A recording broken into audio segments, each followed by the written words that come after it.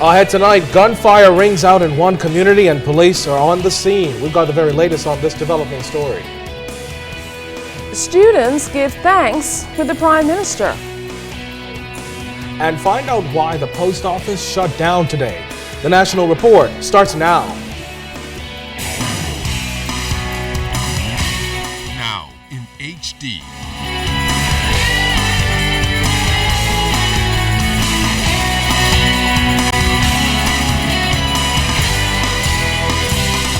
ZNS Network presents The Bahamas Tonight. This portion of the news brought to you by BTC Every Day. One man has died and 3 others are in serious condition after a drive-by shooting in the Montel Heights community this afternoon. Good evening, I'm Kendino Knowles. Good evening, everyone. I'm Kish Latterly. Thanks for joining us. Well, police don't have a motive or a suspect at this point, but are investigating whether there's a link to another multiple shooting which took place within the last 24 hours. Cleopatra Murphy was on the scene as police began their investigation. It was shortly after 10 o'clock Tuesday morning when police were called to the Montel Heights area after learning 4 men were reportedly shot. Authorities confirmed that 3 men in a blue Honda hatchback allegedly pulled up and opened fire before fleeing the scene. We understand the 3 Bahamian males said to be between the ages of 18 and 23 and a 27-year-old Haitian national are detained in critical but stable condition. Responding officers on arrival at the scene came here where we met 3 males who were suffering from gunshot wounds to their body. We got additional information that 1 male had been transported to hospital. We private vehicle. That male was intercepted by an ambulance and taken to hospital.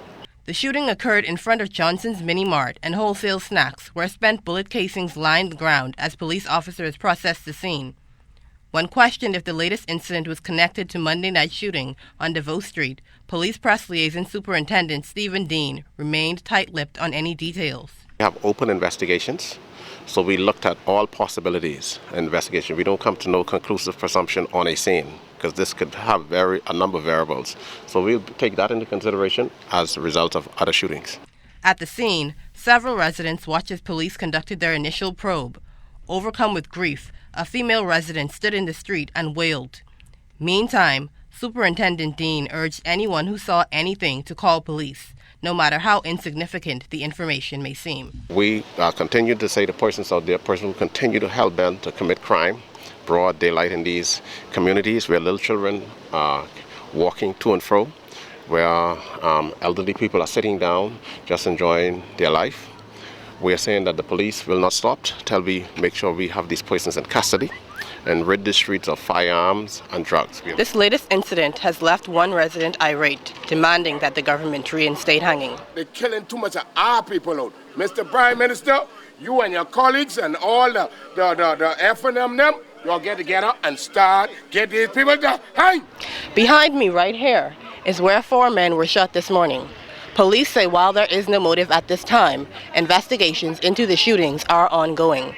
Cleopatra Murphy, ZNS Network News. Meantime, a woman is dead tonight and 3 others still in hospital fighting for their lives following a deadly shootout off East Street last night. In fact, the incident which unfolded on DeVoe Street is believed to be connected to that shooting in Montel Heights this morning. Assistant Commissioner Anthony Ferguson telling ZNS News that the woman who was killed in front of number 24 DeVoe Street last night was only one of 3 others who survived the deadly shootout. Police say it was around 7 o'clock last evening when 2 men emerged from a vacant lot just opposite the home in question and opened fire on the victims. Police say the men then ran from the area in an unknown direction. Upon examination, it was discovered that one of the females was deceased. The other 3 persons were taken to hospital. Family members identified the murder victim as 28-year-old Vanessa Taylor. The other 2 female victims were also identified by relatives as Shantavia Ferguson, age unknown, and 24-year-old Jamie Taylor. The sole male victim up to airtime had not been identified. Joseph Ferguson, the father of one of the victims, says he was in his shop at the time of the shooting. He was almost lost for words on the scene. I can't say how I feel right now. Serious, can't say it. Were they threatened in any way? Nope. Not as I know. Would you have any reason why someone would want to attack them? I don't know. Girls? I can't say. And while some residents on the scene alluded to possible retaliation, Assistant Commissioner Ferguson said this while making an all-too-familiar appeal to the public. That may be somebody who may wish to come and talk to the police, because we don't have any information about the motives here. And so I would encourage that person to, or anybody who have information about the shooting, to come forward and talk to us. Now, police are still searching for those two missing residents in Andros, 49-year-old Shane Gardner and immigration officer stationed in Fresh Creek, and 28-year-old Triska Brennan, his girlfriend and longtime resident of Central Andros, were last seen Saturday. Police have been working with counterparts from Nassau CDU who are now on the island and assistance from the community members. The car of the female was left in the yard of the immigration officer, but his vehicle was later discovered in a bushy area near a beach in Davis Creek. The search is now into its third day, headed by officer in charge of the Andros District, Superintendent Bruce Arnett. Well, Assistant Commissioner of Police Hewlin Hanna pointed out that saturation patrols are having an impact on curbing crime, but he says it's no cause for residents to become lax. In as much as there are patrols all over New Providence, that you must be mindful of where you are at every material time, and that you must try to make sure, to ensure that you and your loved ones are safely taken care of.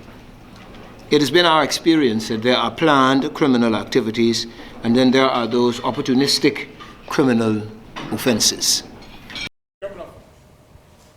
Now, those opportunistic offenses are of concern, and Mr. Hanna admitted that this time of year, certain crimes spike.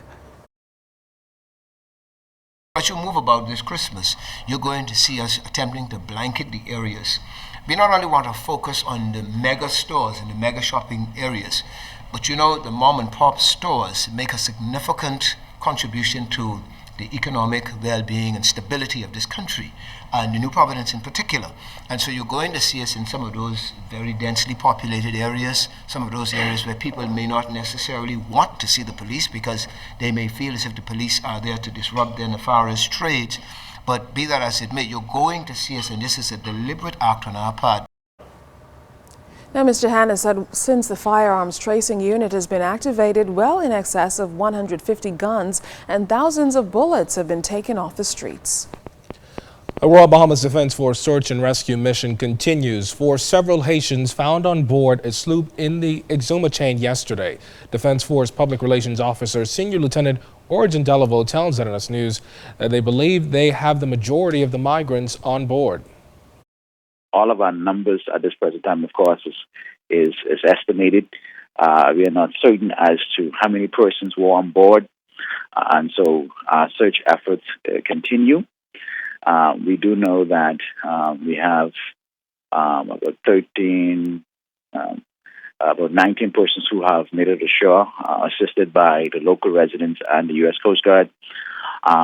Defense Force Marines, of course, is working tirelessly in the area, combing through, sweeping through, in ensuring that we would have identified all persons who would have been on board this vessel. In other news tonight, the Bahamas Union of Teachers President Belinda Wilson met with members in the capital this afternoon to consider whether they should now take a strike vote. Ms. Wilson said she has had meetings with the Prime Minister, but there's been no progress. Now she says she's consulting members and the courts for resolution. We've filed actually 9 trade disputes. We've been in the Department of Labor over a period of about 4 to 5 weeks. The Department of Labor has given their recommendations to the minister.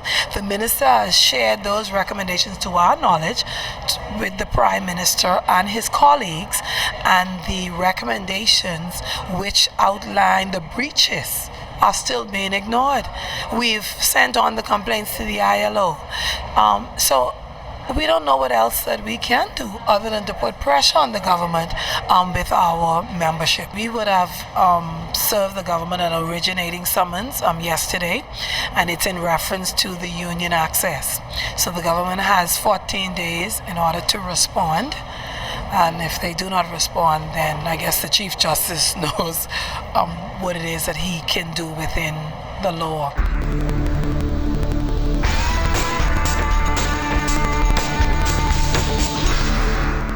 Well, in your first look at weather, we take a look at our temperature right now outside our studio. 75 degrees, relative humidity at 89%. We have a southeasterly wind flow at around 9 knots.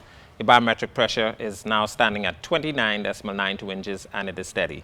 Later on in our newscast, we'll have a look at Family Island temperatures, your boating forecast, as well as your travel forecast. Well, still to come tonight, a special visitor for Thanksgiving. And find out why mail stopped today. You're watching the Bahamas Tonight.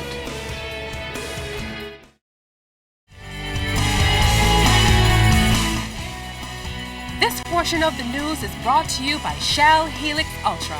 Performance you can see.